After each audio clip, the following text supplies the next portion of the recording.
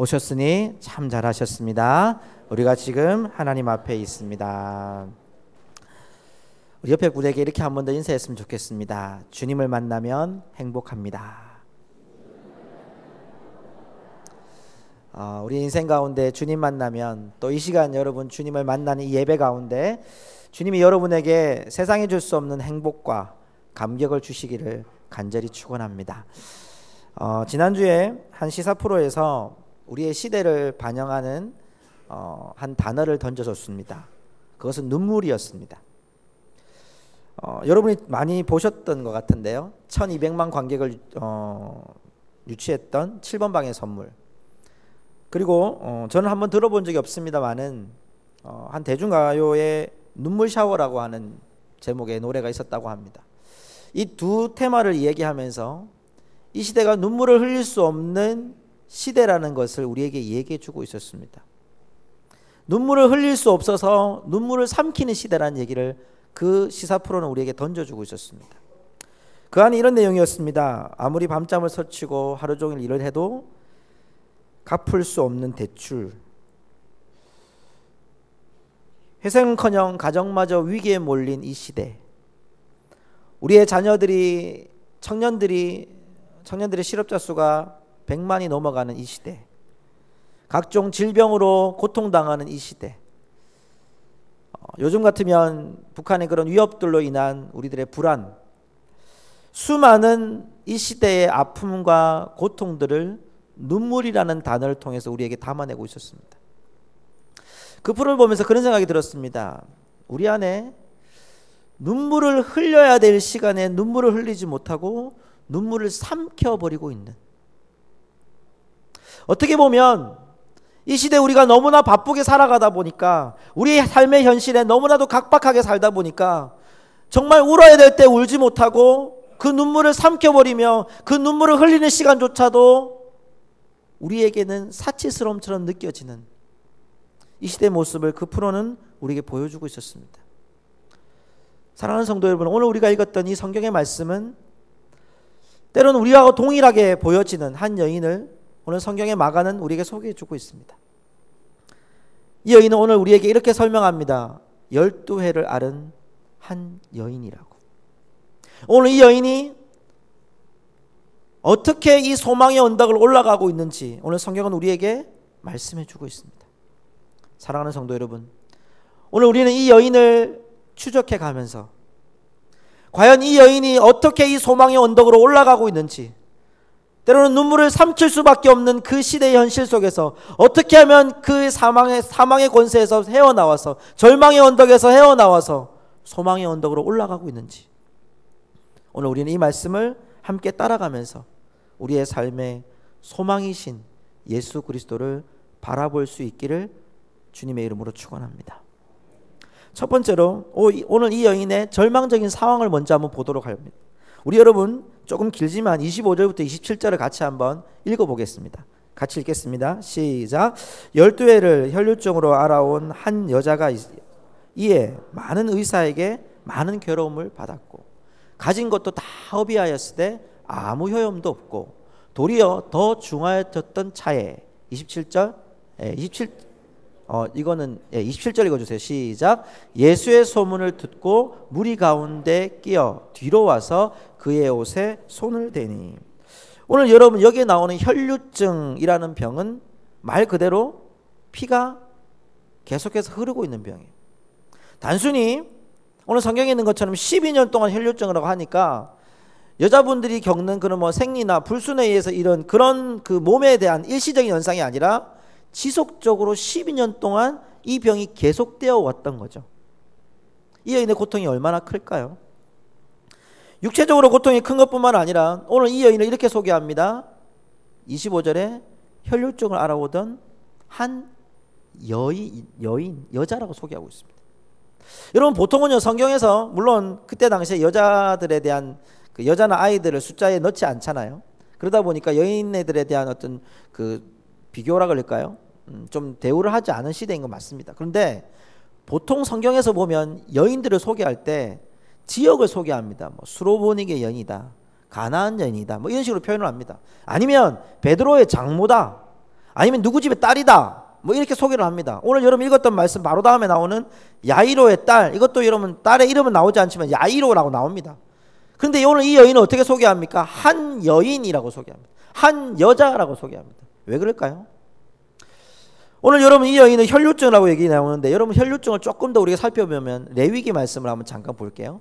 레위기 15장 2절에 보면 이런 구절이 나옵니다. 이스라엘 자손에게 말하여 이르라, 누구든지 그의 몸에 유출병이 있으면 그 유출병으로 말미암아 부정한 자라. 몸에 피가 계속 흐르고 있는 이 부분은 부정한 자라라고 되어 있어요. 3절 이하를 쭉 살펴보면요, 25절까지 무슨 얘기가 나오냐면 이런 얘기가 나옵니다.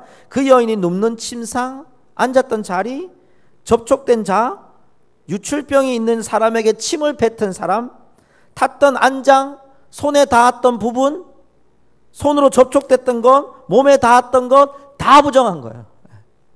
쉽게 말하면 뭡니까?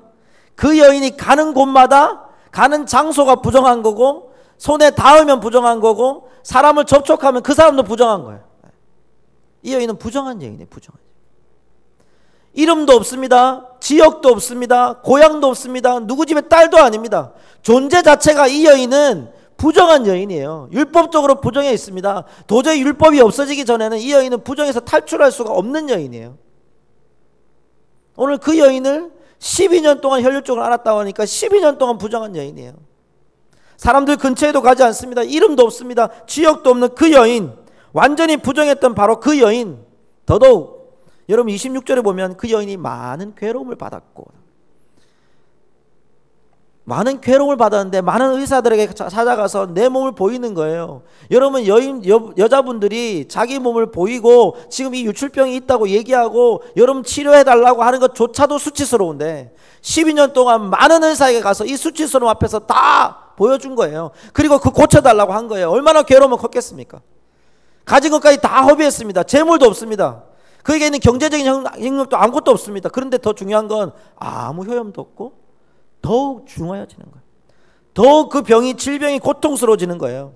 한마디로 말하면 하늘이 무너져도 솟아날 구멍이 없는 여인. 여러분 하늘이 무너져도 솟아날 구멍이 있다라고 해야 말이 되는 거 아니에요? 이 여인은 솟아날 구멍이 없어요. 그 여인을 소개하는 것부터 시작하면 부정한 여인에다가 몸은 몸대로, 돈은 돈대로 모든 걸 다 허비하고 이제는 그 여인에 남은 것이 아무것도 없는 바로 그 여인. 여러분 이 말씀을 보면서 저와 여러분의 삶은 어떨까요? 이 여인과 별반 차이가 있으십니까? 꼭 여러분 우리 몸에 병이 들었거나 우리 인생의 삶에 어떤 걸림돌이 생겼어가 아니라 우리의 삶이 여러분 이 여인처럼 때로는 돈을 다 허비하고 물질적인 어려움들이 우리에게 찾아오고 경제적인 어려움들이 찾아오고 우리 몸의 신체적인 육체적인 고통들이 계속해서 다가오고 있고 우리의 삶의 현장들은 계속해서 막혀 있고 우리의 문들이 열리지 않고 정말 하늘이 무너져도 솟아날 구멍이 없는 우리의 인생들을 살아가는 것과 별반 다를 것 없는 우리의 인생들이 우리 앞에 놓여 있는 거예요. 마치 눈물을 흘리지 못하고 눈물을 삼키고 있는 시대처럼 오늘 여러분 이 여인을 향해서 오늘 우리들에게 마가는 우리에게 그런 말씀을 해주고 있는 거죠. 오늘 이 여인을 보십시오. 그런데 이 여인이 여러분 27절을 보십시오. 12년 동안 혈류증을 앓았던 그 여인, 누구에게도 다 부정하다고 이야기되었던 바로 그 여인, 누구 곁에 가면 다 부정하게 되는 그 여인이 오늘 27절을 이렇게 고백합니다. 우리 같이 읽어볼까요? 시작. 예수의 소문을 듣고 무리 가운데 끼어 뒤로 와서 그의 옷에 손을 대니. 오늘 26절 마지막에 보면 이런 말씀이 있습니다. 26절 마지막에 다 허비하였으되 아무 효험도 없고 도리어 더 중하여졌던 차에. 뭡니까? 지금 이렇게 고통받고 힘들어하던 바로 그때에 그가 예수님의 소문을 듣게 됩니다. 마태복음, 마가복음, 누가복음 다 이 얘기가 쓰여집니다. 그런데 유독 이 마가복음에서만 예수의 소문을 듣고라는 표현이 나오는 걸 보게 됩니다. 이 여인은 예수님을 한 번도 만난 적이 없습니다. 이 여인은 예수님을 인격적으로 영접한 적도 없습니다. 이 여인은 단 한 번도 예수님의 음성을, 예수님의 말씀을 들은 적이 없습니다. 12년 동안 혈류증을 앓았던 그 사실만으로, 부정하게 되었던 그 사실만으로 그 여인은 예수님과는 전혀 관계없는 삶을 살아가던 여인이었습니다. 그런데 오늘 그가 예수의 소문을 듣습니다. 예수님이 어떤 소문을 들었는지 성경은 나와 있지 않지만 우리가 추측하건대 그 전에 있었던 사건들, 거라사네 사건, 예수님 병자를 고쳤던 사건, 예수님이 오병이에 있었던 이 사건들, 여러 가지 사건들을 소문을 들었을 거라고 우리는 추측할 수 있습니다. 그 여인이 그 소식을 듣고 예수님께로 갑니다. 자기 몸에 부정한 여인임을 알고도 그는 예수님을 따라갑니다. 예수님이 어디 있는지 묻고 물어 그는 예수님을 찾아갑니다. 그리고 그가 이렇게 고백합니다. 우리 28절을 같이 읽어볼까요? 그가 가면서 이 여인이 이런 고백을 합니다. 시작. 이는 내가 그의 옷에만 손을 대어도 구원을 받으리라 생각함일러라. 오늘 이 성경을 여러분 NIV 성경에서 이렇게 소개했습니다. I will be healed. 내가 반드시 낫겠다, 건강해지겠다, 이 마음으로 이 여인이 예수님을 찾아가고 있어요. 사랑하는 성도 여러분, 저는 오늘 이 여인을 주목하고 우리의 시선이 주목되어야 될 점은 이 여인이 얼마나 노력해서 예수님께로 갔느냐, 이 여인이 예수의 소문을 듣고 어떻게 하면 따라갔느냐라는 것이 아니라 이 여인이 지금 누구에게 집중하고 있느냐 하는 겁니다.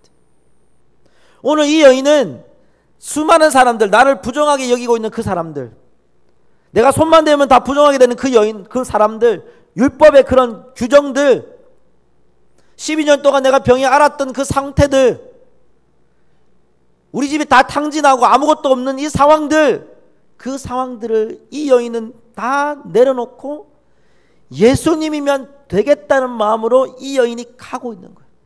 예수님이면 되겠다고, 예수님의 옷자락만 붙잡으면 내가 낫겠다고 하는 예수님에 대한 시선이 그에게 고정되어 있다는 사실입니다. 문제의 핵심이 어디입니까? 오늘 그가 주님께 집중하고 있습니다. 주님께 대한 모든 신뢰, 자신의 모든 것들 다 잃어버려도 주님만은 된다고 제 마음속에 다짐하고 그 여인은 주님께 향하고 있습니다. 사랑하는 성도 여러분, 우리 한번 하나님 앞에서 이렇게 대답해 봅시다. 여러분, 예수님 믿으십니까? 정말 예수님을 신뢰하십니까? 내 모든 삶의 모든 부분을 내려놓고도 주님을 의지하실 수 있습니까? 사랑하는 성도 여러분, 오늘 이 질문은 이 여인을 통하여 우리에게 주시는 하나님의 음성입니다. 우리 주님 다 믿습니다. 아, 목사님, 나 주님 믿습니다. 교회도 나오잖아요. 나 교회에서 직분도 가지고 있는데요. 내가 얼마나 많은 시간 동안 예수님을 믿어왔는데요. 나 예수님 믿어요. 그런데 여러분, 정작 우리의 삶의 중심에 들어가서 내 삶의 문제 앞에서, 내 현실의 문제 앞에서, 나를 짓누르고 있는 중압감에 있는 문제 앞에서 내가 예수 그리스도를 정말 믿고 있느냐, 그분을 따르고 있느냐, 그분밖에는 문제 해결자가 없다고 내가 주님만을 붙잡고 나갈 수 있느냐, 이게 오늘 우리에게 주시는 하나님의 첫 번째 메시지라는 겁니다. 사랑하는 성도 여러분, 우리의 유일한 소망은 예수 그리스도인 줄로 믿습니다. 저와 여러분의 아픔을 안고 아픈 가슴을 안고 해야 될 삶은 무엇이냐?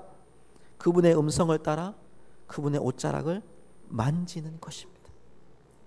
내 삶의 문제가 무엇인지, 내 삶의 상황이 무엇인지, 현실이 무엇인지, 내가 지금 얼마나 아픈지, 내가 얼마나 고통당하고 있는지, 내 삶의 형편이 얼마나 어려운지, 내 자녀들이 얼마나 실패했는지, 내 가정이 얼마나 어려운 가운데 처했는지, 그런 상황들을 내려놓고 주님이라면 됩니다. 예수 그리스도 그분의 소문을 듣고 예수님이라면 됩니다라고 하는 그 믿음 가운데 나아갈 때, 그분을 신뢰하고 의지할 때 주님은 우리 가운데 그 문제를 해결하시는 역사가 일어나는 줄로 믿습니다. 여러분 보십시오. 두 번째로 이 여인이 그럼 어떻게 치유받습니까? 보십시오. 29절을 함께 읽어보겠습니다. 예수의 소문을 듣고 예수님께 나아갔던 이 여인, 그리고 오늘 이 여인은 치유받습니다. 29절 같이 읽습니다. 시작. 이에 그의 혈류 근원이 곧 마름에 병이 나은 줄을 몸에 깨달으니라. 이에 이 여인이 믿음으로 예수님이면 됩니다, 예수님이면 분명히 나를 건강하게 하실 분입니다 라고 생각하고 옷자락을 잡을 때 그 여인이 혈류 근원이 말라졌고 병이 나은 줄로 믿습니다. 여러분 여기에 나오는 깨닫다라는 표현은 기노스코라고는 헬라어로요, 경험에서 얻는다 이 말이에요. 그 말은 다른 말로 하면 이 여인이 옷자락을 만지는 순간에 내 몸이 완전히 나은 것을 마음으로 확신이 된 거예요. 마음으로 확신된 게 아니라 육체적으로 영적으로 내 마음이 완전히 회복된 것을 깨달은 거예요. 근데 재미있는 표현은요, 여기에 나오는 그 병이 나은 줄을 할 때 이 병이라는 표현은요, 그냥 우리가 있는 감기, 몸살, 두통 이런 병이 아닙니다. 치유할 수 없는 병을 표현할 때 여기 나오는 병이라는 표현을 씁니다. 아픈 병 이게 아니고요, 얻어맞은 치명적인 상처에 치유 불가능한 상처를 표현할 때 34절에도 내 병에서 놓여 할 때 이 병이라는 표현은 내가 도저히 치유 불가한 병이를 의미하는 거예요. 그 병에서 내가 나은 줄로 깨달은 거예요. 이 말은 뭡니까? 이 여인의 치명적인 질병, 도저히 회복할 수 없는 질병이 예수 그리스도 이름을 의지하고 나갈 때 회복의 역사가 일어난 줄로 믿습니다. 사랑하는 성도 여러분, 예수 그리스도 이름 앞에는, 예수 그리스도 이름 안에는 치유의 역사가 일어나는 줄 믿습니다. 문제 해결의 역사가 일어나는 줄로 믿습니다. 주님 붙들고 나아가면 해결하는 은혜가 있는 줄로 믿습니다. 그런데 여러분, 그 문제 해결이 단순히 우리 눈앞에 있는 결과로 끝나지 않는 걸 보게 됩니다. 자, 우리 여러분, 마가복음에 쳐져 있던 이 마가가 마치 여러분 그 드라마나 영화를 찍으면 그 여기 있는 카메라를 이 여인에게 집중됐던 걸 예수님께로 싹 돌립니다. 이제 30절을 보십시오. 30절을 같이 읽어볼까요? 시작. 예수께서 그 능력이 자기에게서 나간 줄을 곧 스스로 아시고 무리 가운데서 돌이켜 말씀하시되 누가 내 옷에 손을 대었느냐 하시니, 이 말씀은요, 예수님의 능력을 나간 걸 예수님이 아시고 예수님이 왜 물어보겠습니까?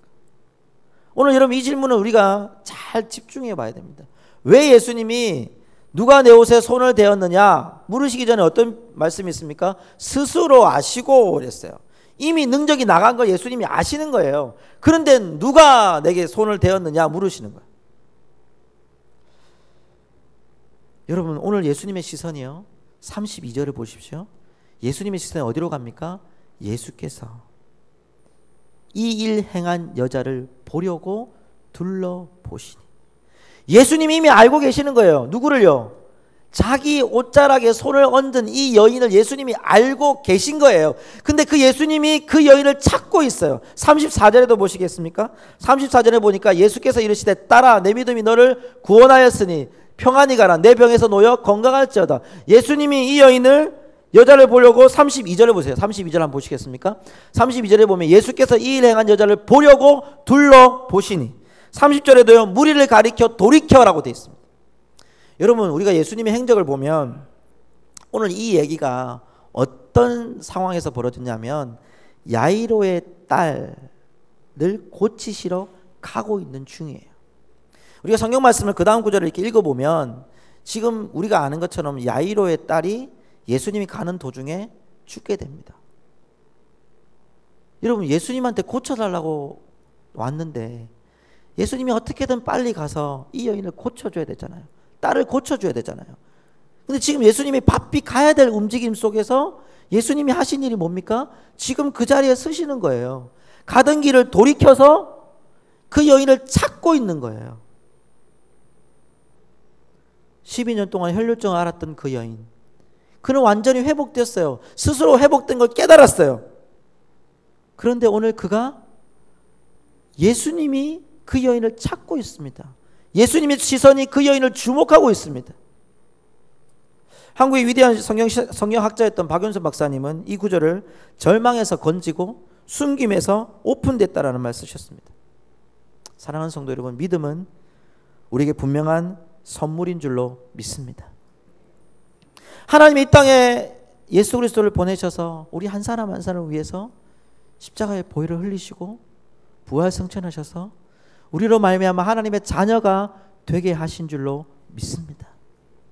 사랑하는 성도 여러분, 주님은 우리에게 시선을 한 사람 한 사람은 고정하고 있습니다. 내 상황이 어떻느냐, 내 현실이 어떻느냐, 내 앞에 맡겨있는 그 문제가 무엇이냐 라는 걸 예수님 보시는 것이 아니라 지금 누구의 시선을 맞추고 있습니까? 지금 나를 쳐다보시고 있는 거예요. 내 옷에 손을 댄 그 여인을 쳐다보는 것이 아니라 지금까지 12년 동안 혈류증을 앓았던 바로 그 여인, 예수님이라면 된다고 하는 그 여인을 붙잡고 예수님은 그를 돌아보시고 그 시선을 맞추고 있는 줄로 믿습니다. 그렇습니다. 믿음은 주님과 시선을 맞추어 나아가는 것이 우리의 믿음이라는 것입니다. 찬양에도 그런 그 찬양이 있죠. 나를 지으시니까 하나님, 나를 부르시니까 하나님. 사랑하는 성도 여러분, 주님은 나를 부르시고 주님 나를 선택하시고 주님 나를 지으시고 끝날까지 나를 인도해 주시는 줄 믿습니다. 그 하나님이, 그 주님이 우리와 시선을 맞추기를 원하시고 있다는 거죠. 주님은 오늘 누구냐고 물어보신 이유가 무엇입니까? 그 한 여인을 주님, 그 한 여인의 시선을 맞추기 원하시는 그 아버지의 마음이 그 속에 담겨 있었다는 것입니다. 사랑하는 성도 여러분, 진정한 회복은 무엇입니까? 내 문제 해결되는 것, 내가 원하던 결과가 기도해서 응답받은 것, 그것이 우리의 끝이 아니라 여러분 주님과 시선이 맞춰지는 것입니다. 우리의 절망의 상황 가운데서도, 무너질 수밖에 없는 절망 가운데서도 우리가 주님께 시선을 맞출 때 여러분 우리의 문제는 해결될 뿐만 아니라 우리의 삶의 진정한 영적인 회복이 일어나는 줄로 믿습니다. 사랑하는 성도 여러분, 주님과 시선을 맞추십시오. 우리의 문제가 무엇인지 주님과 시선을 맞추십시오. 주님과 시선을 마주칠 때 주님이 우리를 부르신 음성을 듣게 될 것입니다. 마지막으로, 그렇다면 진정한 회복은 어떻게 나타나고 있습니까? 오늘 여러분, 우리는 이 말씀을 읽으면서 마가복음 5장에서 세 가지의 사건을 발견하게 됩니다. 그 사건이 뭐냐면, 첫 번째 사건은 거라사인 지방에 군대 귀신 들린 자가 예수님을 만나고 회복되는 이야기였습니다. 마가복음 5장 초반에 보면 이 사람은 쇠사슬로도 감당할 수 없는 사람이었어요. 이길 수 없는 사람이었다는 거예요. 그런데 예수님 만나고 그가 예수님 앞에 꿇어 엎드립니다. 오늘 끝나 이 구절, 그 다음 구절에 보면 야이로의 딸이 죽고 난 다음에 예수님이 이 여인을, 이 딸을 살려내십니다. 오늘 이 여러분 12년 동안 혈류증을 앓았던 이 여인의 고백도 어디에 있습니까? 동일한 세 가지 주제가 똑같습니다. 도저히 회복할 수 없는 사람을 하나님이 회복해 가시고 있어요. 여러분 오늘 이 여인을 보십시오. 최악의 상태에서, 심각한 불가능 상황에서 예수님이 고쳐주셨어요. 세상에 감당할 수 없는 귀신 들림, 12년 동안 혈류증을 앓았던, 또 여러분 이 다음에 나오는 야이로의 딸 죽어서 고글하는 상황에서도 예수님이 살려주셨어요. 오늘 성경은 예수님과 관계없이 이 여인들에 대해서 12년 동안 혈류증을 앓았던 여인이 예수님의 소문을 듣고 고민이 해결되고 치유받은 사건들을 우리에게 보여줬습니다. 문제가 해결된 것 같았어요. 여러분 이제 돌아가야죠. 12년 동안 고생했는데 자기의 삶의 현장으로 돌아가야죠. 보통 부정한 여인이 아니라 이제는 깨끗한 여인이라고 제사장에게 여러분 인침받고 인정받고 새 사람 살아야죠. 돌아가야 되는 거 아닙니까? 돌아가서 내 삶 사는 것이 여러분 맞는 거 아닙니까? 우리 인생에서 그게 맞는 대답 아닙니까? 그런데 오늘 이 여인을 보십시오. 멸시받고 조롱받았던 그 여인, 그 여인이 오늘 어디에 있습니까? 33절을 같이 한번 읽어보겠습니다. 33절입니다. 시작. 여자가 자기에게 이루어진 일을 알고 두려워하여 떨며 와서 그 앞에 엎드려 모든 사실을 여쭈니, 예수님이 그 여인을 찾았습니다. 돌이켜서 누가 내 옷에 손을 대었느냐, 예수님이 이 일을 행한 여자들을 보시려고 예수님이 뒤로 돌아서서 그 여인을 찾으실 때 이 여인이 어떻게 나옵니까? 자기에게 이루어진 일을 알고 두려워하여 떨며 와서 그 앞에 엎드려, 주님 앞에 엎드렸습니다. 왜 엎드립니까? 나를 살려주신 주님, 나의 문제를 해결해 주신 그 주님 앞에 그가 엎드렸습니다. 그리고 모든 사실을 주님 앞에 다 아뢰었습니다. 단순히 병에 나음을 얻은 것으로만 끝나지 않고 그는 주님 앞에 이 사실을 어떻게 이루어졌는지를 다 아뢰입니다. 주님 앞에 존경심을 갖고 두려워하는 마음으로 내가 내 손으로 당신의 옷자락에 손을 붙잡은 사람이라고 예수님 앞에 고백하고 있습니다. 이런 장면이 생각나더라고요. 초등학교 1학년에 들어가면 아이들이 선생님에 대한 신뢰가 거의 100%입니다. 선생님 말씀하시면 다 듣습니다. 심지어는 어머니 말씀보다 선생님 말씀을 더 잘 듣습니다. 왜 그랬습니까? 새로 만난 선생님에 대한 신뢰가 자기 마음에 있습니다. 근데 얼마 전에 어느 성도님한테 여쭤봤더니 중학교 가고 고등학교 가면 신뢰가 아니고 무시한다 그러더라고요. 여러분, 이 초등학교 1학년들이 마치 처음 만난 선생님에 대한 존경심을 갖듯이 선생님 말씀이 무조건 듣겠다는 말씀처럼 오늘 이 여인이 주님 앞에 엎드렸어요. 주님 앞에 존경심과 내 마음을 다 아뢰고 내가 어떤 일이 있었는지를 다 고백하고 있어요. 사랑하는 성도 여러분, 믿음의 현장에서 오늘 이 여인이 지금 어디를 바라보고 있습니까? 주님의 시선을 바라보고 있어요. 주님이 뭐라 하실까? 주님이 뭐라고 하시면 내가 네하고 응답할 만큼 주님 앞에 두렵고 떨림으로 그 앞에 주님과 시선을 고정하고 있어요. 주님의 뜻이 무엇인지를 바라보고 있어요. 여러분, 무엇이 회복입니까? 여러분, 내 병 낫는 것만 회복이 아닙니다. 내 문제 해결되는 것만 여러분 회복이 아닙니다. 내게 있는 문제들을 해결하시고 문을 열어주시고 여러분, 때로는 우리의 삶의 여러 부분들, 때로는 물질적인 부분들 하나님이 채워가시는 일들도 하나님의 회복이고 응답입니다. 그런데 하나님 궁극적으로 요구하시는 하나님의 회복이 무엇일까요? 그건 주님 앞에 엎드려 있는 겁니다.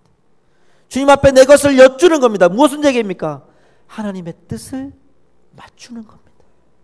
하나님의 시선이 무엇인지, 주님의 뜻이 무엇인지 그 시선을 맞추고 그 앞에 엎드려 있는 것이 하나님이 원하시는 진정한 회복인 줄로 믿습니다. 날마다 우리는 어리석게도 결과에 주목합니다. 결과가 좋으면 일이 어떻게 진행되든지 괜찮다고 넘어갑니다. 기도해 놓고 내가 원하는 결과만 놓아지면 하나님의 뜻을 다 평가해 버립니다. 바른 믿음의 태도는 무엇입니까? 그 일을 뛰어넘어, 그 응답을 뛰어넘어 하나님이 yes, 하나님 no, 하나님 wait, 하나님이 그래 해라, 하나님 그거 하지 마라, 하나님 너 기다려라 라고 말씀하실더라도 하나님 뜻이 무엇입니까? 왜 기다리게 하십니까? 하나님 왜 나에게 주시지 않습니까? 하나님 왜 이걸 나에게 주셨습니까? 우리의 시선을 하나님의 뜻에 맞출 때 진정한 회복이 일어나는 줄 믿습니다. 어떻게 회복됩니까? 여러분 34절을 같이 읽어볼까요? 시작. 예수께서 이르시되 딸아 내 믿음이 너를 구원하였으니 평안히 가라. 내 병에서 놓여 건강할지어다. 아멘. 제가 이 말씀을 읽으면서 이 여인의 존재가 완전히 바뀌는 걸 보게 됩니다. 여러분 25절에서 이 여인을 어떻게 소개했습니까? 12회를 혈루증 앓던 여인이었어요. 한 여인이었어요. 근데 이 여인이 예수님과 만나고 예수님의 시선과 맞춰지고 그 병이 낫고 난 다음에 그리고 주님 앞에 자기가 엎드리고 난 다음에 이 여인이 어떻게 바뀝니까? 예수님 뭐라고 말씀하십니까? 따라! 라고 말씀하시는 거예요. 사랑하는 성도 여러분, 주님이 이 여인의 뭘 보십니까? 내 믿음이 너를 구원하였으니 하나님의 자녀가 된 줄로 믿습니다. 진정한 회복은 무엇입니까? 내 문제 해결되는 게 아니라 하나님의 자녀로서 살아가는 것, 하나님의 뜻에 맞추어서 살아가는 것이 여러분 진정한 회복인 줄로 믿습니다. 이 여인은 여러분 불쌍한 여인이었습니다. 의미 없는 인생이었습니다. 여러분 어떻게 이 여인의 이름조차 없습니까? 이 여인의 지역조차 없습니까? 아버지도 없습니까? 그런데 이 여인에게 뭐라고 얘기합니까? 주님이 따라. 새로운 존재를 예수님이 만남을 통해서, 예수님을 만남을 통해서 이 여인은 새로운 존재 가치를 발견한 줄로 믿습니다. 그를 주목하시고 주님은 그를 뚫어지게 바라보시면서 따라 내 믿음이 너를 구원했다고 말씀해 주시고 있습니다. 사랑하는 성도 여러분, 제가 앞에 언급했던 7번 방의 선물이라는 영화에서 사륜 누명을 썼던 아빠가 딸을 만나는 장면이 있습니다. 이 딸을 위해 정신지체 있던 이 아빠가 살인 누명을 씁니다. 마지막 장면에 모든 사람들이 이 사람이 살인 누명을 쓰지 않도록 다 가르칩니다. 또 글을 다 써서 이야기해 줍니다. 연습도 시켰습니다. 그런데 마지막에 가해자의 아버지가 와서 당신 딸 살리려면 당신이 죽였다고 얘기해야 돼. 그리고 그를 심히 때립니다. 이 아버지는 눈물을 머금고 자기 딸 살려야 된다는 이 한마디, 그것 때문에 살인의 누명을 씁니다. 그 딸 때문에 자기의 생명을 아낌없이 던집니다. 사랑하는 성도 여러분, 예수님이 오늘 이 여인에게 내 믿음이 너를 구원하였으니 평안히 가라, 내 병에서 놓여 건강할지어다 라고 선포하셨을 때 이 여인은 하나님의 자녀가 된 줄로 믿습니다. 주님은 동일합니다. 아니, 주님은 나를 위해 십자가에 못 박혀 돌아가실 만큼, 보혈을 흘려 우리의 죄를 사해 주실 만큼 우리를 사랑하시고 우리를 용납해 주시는 하나님 아버지신 줄 믿습니다. 하나님 아버지는 우리 한 사람 한 사람이 죽음에서 사망 권세에 빠져 죽을 인생을 자기 하나밖에 없는 아들을 보내셔서 우리를 살려주신 줄 믿습니다. 그렇습니다. 우리의 믿음은 주님의 시선을 맞추며 주님의 뜻에 맞추는 믿음이 올바른 믿음이며 회복하는 믿음입니다. 그렇습니다. 우리의 삶의 현실은 여전히 있습니다. 청년 실업의 문제도 여전히 있습니다. 가정에 때로는 깨어진 부부 관계, 부모와 자녀의 관계, 수도 없이 매일마다 들려오는 세상의 그런 악한 일들이 우리 주위에 팽배해져 있습니다. 가정 간의 갈등, 물질적인 어려움, 북한의 전쟁의 위협과 공포, 혼란스러운 현실 없는 것이 아닙니다. 그대로 존재하고 있습니다. 우리가 예배당을 지금 예배드리고 이 성전을 떠나가고 난 후에도 동일하게 그 문제는 우리에게 살아 있습니다. 그러나 여러분, 우리의 삶의 기준은 무엇입니까? 그 현실에서 우리가 살아남아야 되느냐, 어떻게 하면 미꾸라지처럼 빠져나가서 우리가 살 수 있느냐, 이게 우리의 삶의 기준이 아니라 주님께 시선을 맞추시기를 주의 이름으로 축원합니다. 진정한 회복은 눈앞에 나타난 결과가 아니라 믿음의 스펙트럼으로, 믿음의 망원경으로 하나님의 신비한 은혜를 바라보는 것입니다. 말씀을 맺겠습니다. 사랑하는 성도 여러분, 지금 우리는 어디에 머물고 있습니까?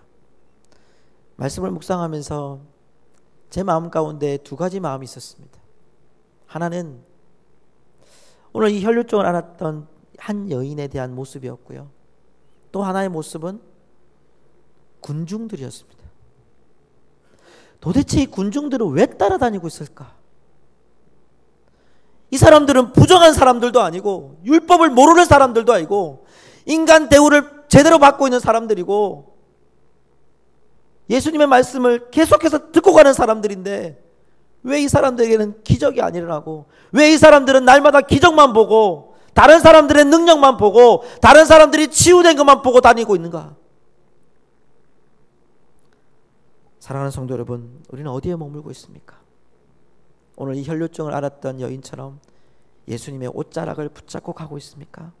아니면 여러분 군중들처럼 교회 다닌다는 명목으로 따라다니고 있긴 합니까?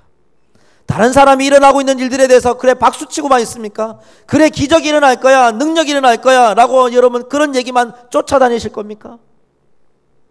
오늘 주님 우리에게 말씀합니다. 나에게 오라고, 내 옷자락을 붙잡으라고, 나와 시선을 마주치라고 주님 오늘 말씀해 주시고 있는 줄 믿습니다. 사랑하는 성도 여러분, 우리의 무거운 짐이 무엇입니까? 저와 여러분에게 짊어진 고통이 무엇입니까? 저와 여러분에게 울지 못하고 울음을 삼키고 있는 여러분의 문제는 무엇입니까? 주님 앞에 여러분의 흘릴 눈물들을 주님의 속옷에 옷자락을 잡으시기를 주의 이름으로 축원합니다. 주님은 그 눈물을 닦아주실 겁니다. 주님은 우리를 일으켜 세우실 겁니다. 따라 내 믿음이 구원했다고 주님 말씀해 주시며 우리를 하나님의 자녀로 인도해 주실 것입니다.